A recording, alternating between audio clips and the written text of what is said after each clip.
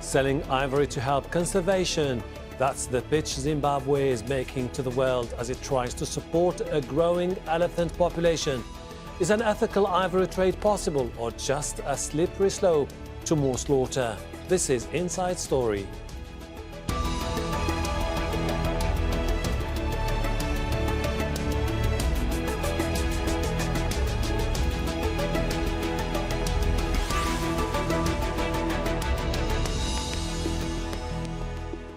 Hello and welcome to the program. I am Hashim Ahalbarra. Zimbabwe has an elephant problem. Far from being endangered, their numbers have grown steadily, especially since the world banned ivory trading. Now, Zimbabwe and others want that ban lifted, saying it will help protect the animals. We'll bring in our guests shortly after this report from Leah Harding. Showing the wares of a trade blacklisted for decades, Zimbabwe wants this ivory on the market, legally. It's invited ambassadors from around the world to view its heavily guarded stockpile, believed to be worth $600 million. Zimbabwe says selling the tusks would help it pay for better conservation. Conservation is indeed an expensive venture. We kindly request the support of EU for Zimbabwe to be allowed a once-off sale of our national ivory stock. Global trade in ivory has been banned since 1989 by CITES, an international body that monitors endangered species. Officials in Zimbabwe say the elephant population has since grown to 100,000. A conservation marvel, but one that's led to environmental destruction and increased attacks on humans. This is a success story where we have managed to grow our elephant population from where it was in the 70s, which was less than 5,000, to something which is more than 1,000 times more to where we sit today. That in itself demonstrates a success. But that success needs to be controlled one way or the other. Countries in southern Africa want to be able to sell ivory acquired through natural animal deaths, as well as confiscations and culling. They have the support of nations where ivory is popular, like China and Japan. But many governments and animal rights organizations believe lifting the ban risks a return to the slaughter that's decimated many species. That's a very great danger, to our already endangered species, elephants that are threatened with extinction, rhinos that are also threatened with extinctions in many parts around the world. Others question who would benefit from a ban. The theory behind selling ivory is fine. An elephant dies of natural causes, you collect the ivory, you sell it, and the proceeds go back to local communities. The sad reality is that it just hasn't worked that way. Once you have a market in ivory, you have a high value placed on ivory, it does stimulate poaching. That's a view born from experience, when one-off ivory sales were allowed in the late 1990s and again in 2008. Poaching escalated across Africa. Leah Harding reporting for Inside Story.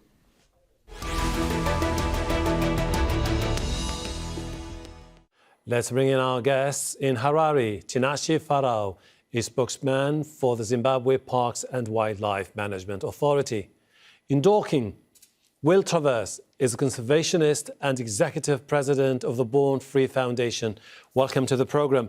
Tinashe, why is selling Zimbabwe's stockpile of seized ivory crucial for conservation?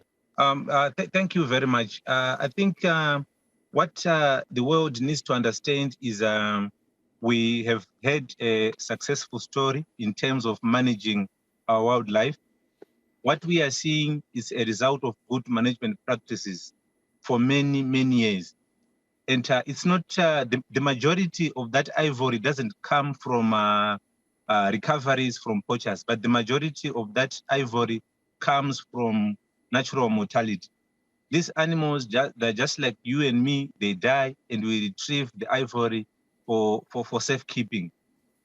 What is important for us to create value from the ivory that we have been keeping for many, many years is not only for the benefit of the authority, but also for the benefit of the communities who bear the brunt of sharing borders with wildlife. These are the people who are killed every day by these animals. These are the people whose crops are destroyed. These are the people whose livelihoods are destroyed by these animals. So if we sell this ivory, we are not only going to capacitate our conservation efforts, we are also going to ensure that our communities benefit. We are also going to ensure that we are going to build schools for our people, roads, clinics in communities where the animals are. Conservation is an expensive business. The elephants that we are talking about in Zimbabwe, they are not an accident of history. They are a result of hard work, investment into this, into our wildlife. I've spoken about getting ivory from natural mortality. If you are flying, for example, around a national park, you see a dead elephant, you need to ask people to go and collect that ivory. And it takes money to drive vehicles for 100, 150 kilometers where there are no roads to go and pick that ivory. You keep it in a stockpile, expecting that at least you can get something out of it. There's fuel which is used to go and collect that ivory. There are people who do all those things. There are people who do our law enforcement, our anti-poaching patrols. They need resources. We need vehicles. We need helicopters just for patrol to make sure that this success story is maintained. So it needs money to look after the animals. Okay. Well, in theory, what Zimbabwe, Botswana, and many other countries are saying makes perfect sense. They're saying that basically they have this stockpile of tusks, rhino horns, which they want to sell because it's going to generate hundreds of millions of dollars. With that money, they will be able to improve the standards for the conservation of the growing elephant population. Yes, unfortunately, I fundamentally disagree with all of that. I'm entirely sympathetic to the authorities in terms of their need to find innovative financing mechanisms to carry out their conservation agenda, and also to the communities who desperately need additional support. But it's not going to come from selling ivory. The figures that have been bandied around, you yourself have just mentioned a figure of 600 million. Let's remind ourselves that the sale of 50 tons of ivory in 1999 generated just $5 million, and the sale of 102 tons of ivory in 2009 generated just 15 million US dollars. And if the reports of the amount of ivory in the Zimbabwe stockpile, 130 tons or so, are true, they might, were there even a market, they might realize maybe $20 million, which would get consumed in paying off the deficit in the operating costs of the Zimbabwe national parks. There is no market. China does not have a domestic ivory market anymore. The USA does not have a domestic ivory market. The EU has just tightened up its domestic ivory market guidelines, and the UK is about to bring in a virtual ban on the domestic sale of ivory on June the 6th. The only places that Zimbabwe, were it to get the support of the international community, which I honestly will tell you it won't, the only place it would be able to sell that ivory is to non-parties to CITES. And there are only about 9 of them, including some very small island states and North Korea.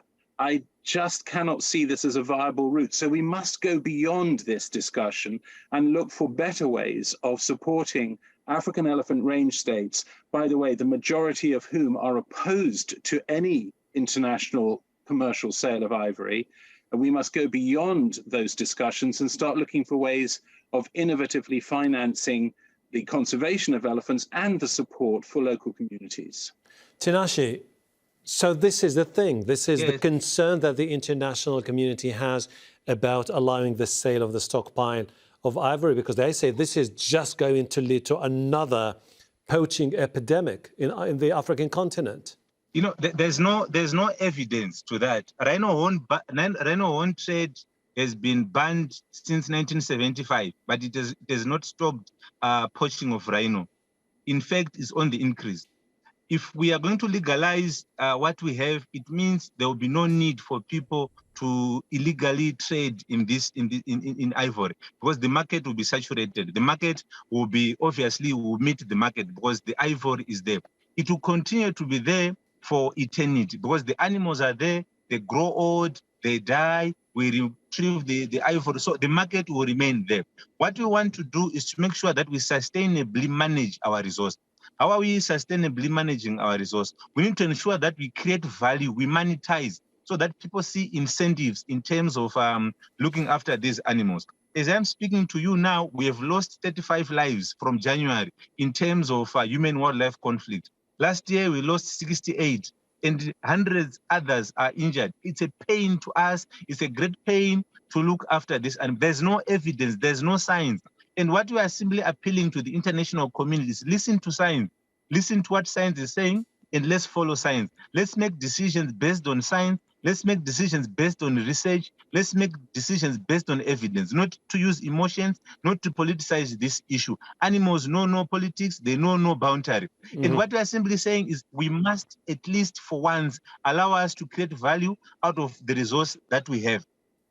If we do that, we also ensure that our communities benefit. Like I said, these are the people who are killed every day. These are the people who are losing their lives almost every day. They have nothing to show for it. And at the end of the day, when people use emotions to make decisions, and by the way, people must know that Africa is not monolithic.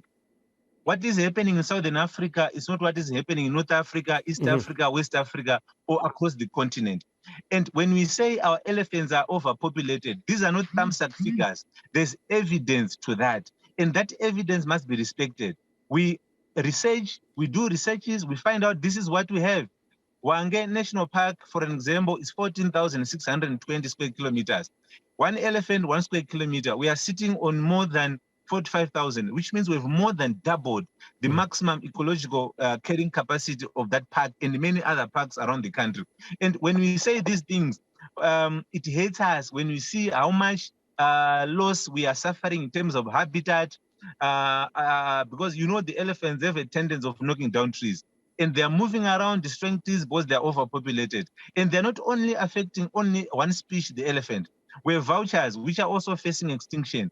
And because they can only breed in a certain tree height, and because the elephants, they knock down trees, it means the breeding cycle of vultures is affected. We have giraffes, which also favor some certain trees like acacia. The trees are not there. So it's a disaster waiting to happen. It's not only about the elephants that we're talking about. And to us, we think we must be rewarded. We deserve a pat on the back, not the slap that we are getting. Let's listen to science. Let's follow science. Well, now, one of the arguments advanced by the advocates of lifting the ban on the ivory trade is that the money generated, although there is no general consensus about the value of that money generated, will end up being distributed among the local community which thrives and lives around the national parks in the African continent. If you do that, you will help them fight against poaching. If you don't do that, they will just rely on poaching to survive themselves.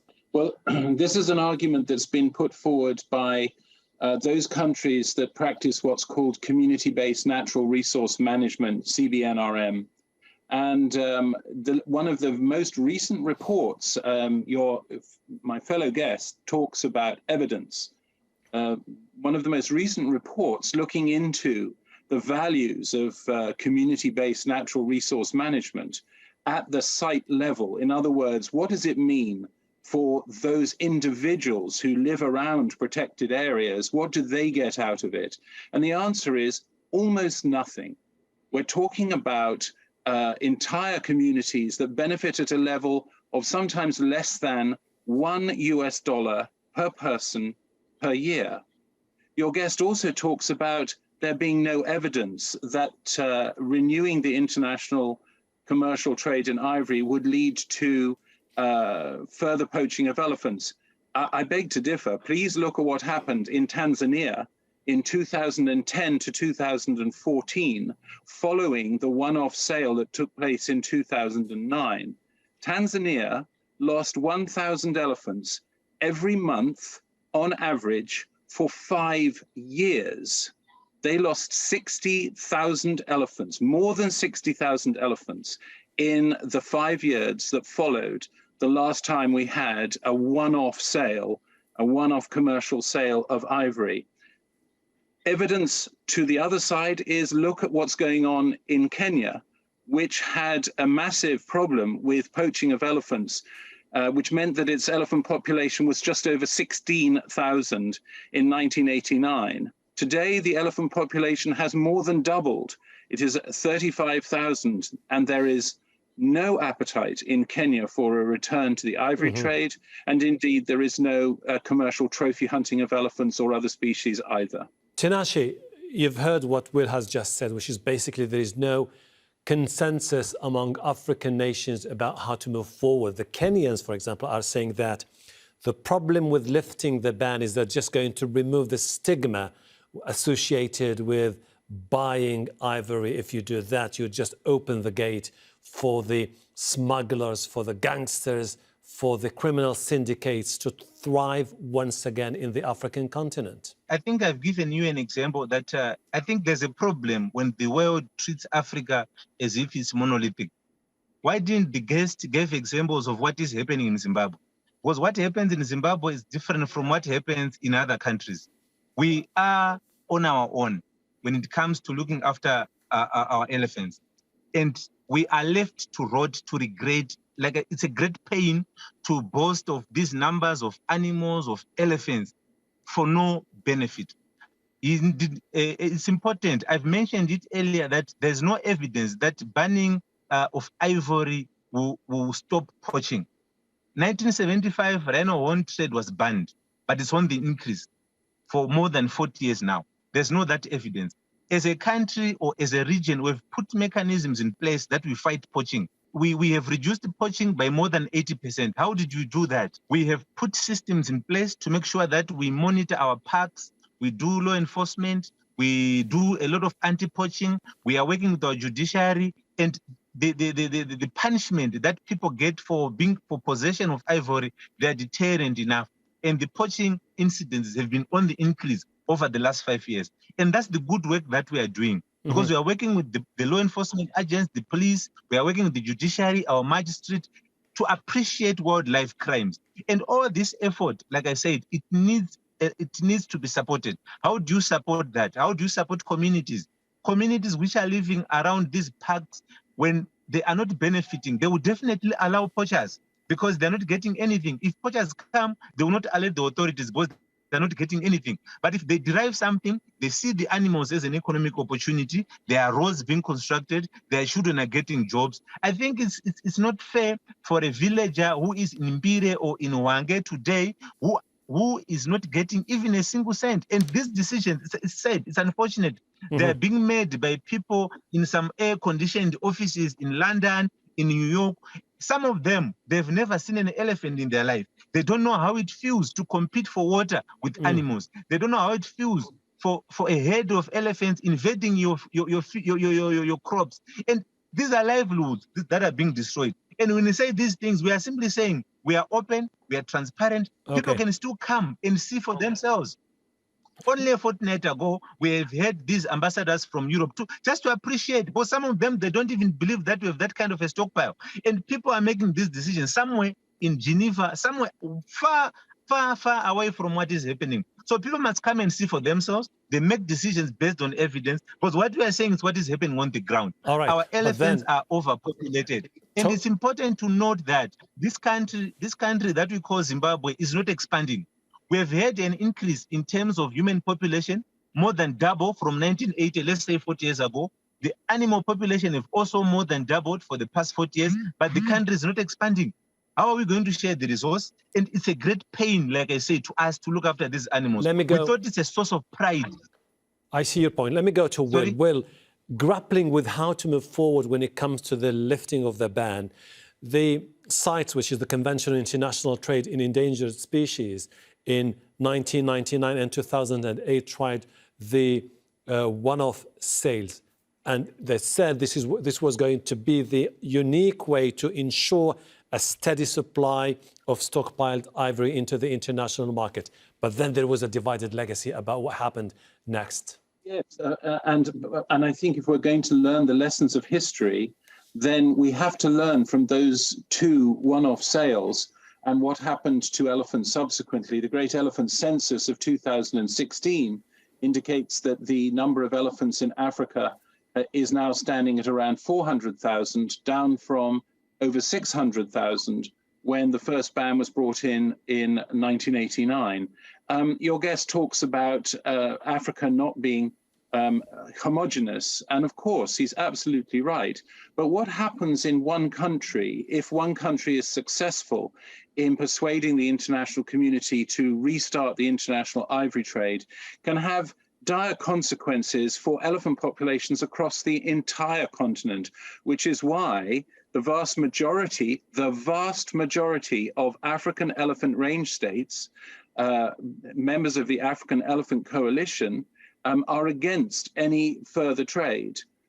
We must find a way of moving forward, and there are opportunities. For example, research carried out by Ralph Shami of the International Monetary Fund indicates that the ecosystem services provided by an individual elephant in terms of its ability to sequester carbon throughout its lifetime put a monetary value, which your guest is very keen on pointing out, a monetary value on that elephant of $1.7 million across its lifespan. So by keeping that elephant alive, we are able to realize ecosystem services to the value of $1.75 million. It's a process that is in its infancy, but if we can accelerate that, and I believe that there will be a pilot program for this particular initiative happening in West Africa later this year, then those communities, those very communities that he talks about, the communities that do desperately need support, opportunities, clinics, roads, educational facilities, could benefit by a significant amount of money by keeping their elephants alive and protecting them from poachers, rather than the one-off dividend that happens when an elephant is poached.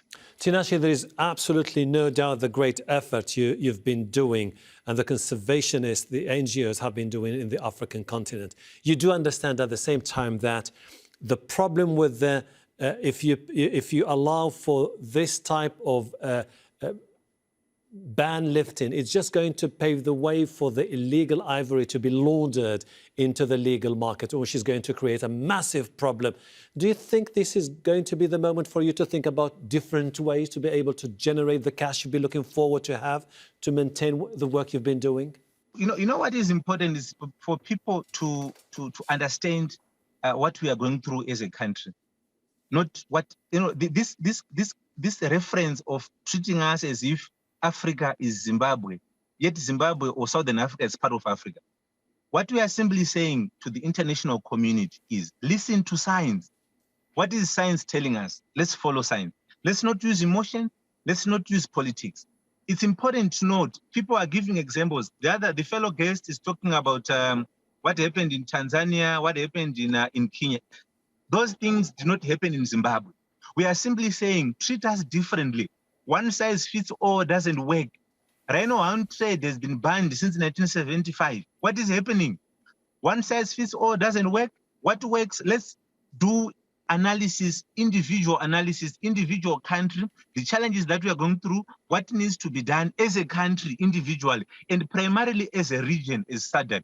Because if you look at the 400,000 remaining elephants that have remained in Africa, more than 2/3 of them are in Southern Africa. And we are doing something right to make sure that at least we keep these results. It's said that people would not even have the elephants, are making decisions on people who do have elephants. To me, I've always said we would rather take maybe 2,000 elephants. They can roam freely in London. They can roam freely in New York. You can take them. And so that you know how it feels. A parent every night, he spends the whole night, lions roaring, elephants moving around. You know the next day you want to send your children to school. And apart from that, we are losing our habitat, we are losing our trees, and most of these things, like I said, conservation is expensive. Most of our parks, they are run on 100% bore water, and it needs money to do that. Unfortunately, we're running out of time, but in the meantime, Tinashe, Farao, and Will Travers, I really appreciate your insight. Thank you. And thank you too for watching. You can see the program again anytime by visiting our website, aljazeera.com. For further discussion, go to our Facebook page. That's facebook.com/AJ Inside Story. You can also join the conversation on Twitter. Our handle is @AJ Inside Story. From me, Hashim Al-Barra, and the entire team here in Doha. Bye for now.